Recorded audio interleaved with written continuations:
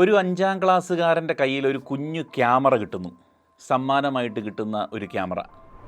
ബൈബിളിലെ താലന്തിൻ്റെ ഉപമയിലെ പോലെ ഒരു ക്യാമറയെ സെബിൻ ഫ്രാൻസിസ് 1ഉം 10ഉമല്ല 300ഓളം ക്യാമറകളാക്കി മാറ്റി. ആ ക്യാമറ എന്ന പയ്യൻ്റെ കയ്യിൽ കിട്ടുമ്പോൾ കൗതുകമായിരുന്നു അവന്.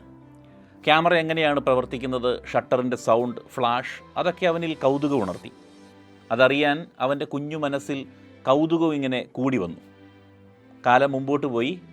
ഒരിക്കലൊരു ആക്രിക്കടയിൽ പോയപ്പോഴാണ് അവൻ മറ്റൊരു ക്യാമറ കാണുന്നത്. അവരോട് ചോദിച്ച് അവനത് സ്വന്തമാക്കുന്നു, പൈസ കൊടുത്ത്.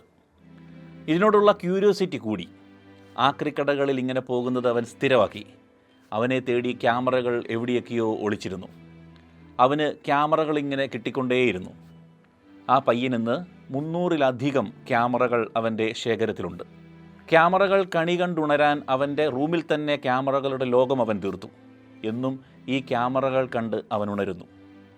കുഞ്ഞുനാളിൽ കിട്ടിയ കുഞ്ഞു ക്യാമറ സെബിൻ ഫ്രാൻസിസിൻ്റെ ജീവിതമാണ് മാറ്റിയത്.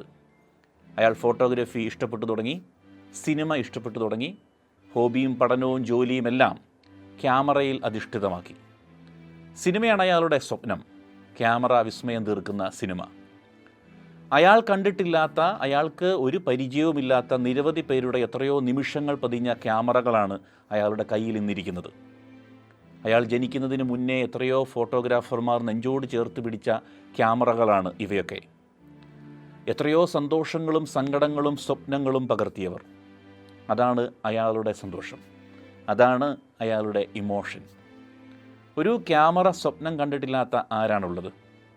നിങ്ങളുടെ ജീവിതത്തിൻ്റെ ഭാഗമായ, നിങ്ങളുടെ ഇമോഷൻസ് ഇത്രമാത്രം ഒപ്പിയെടുത്ത എത്രയോ ഫോട്ടോഗ്രാഫർമാർ. Send this to them and tell them thank you for documenting our life.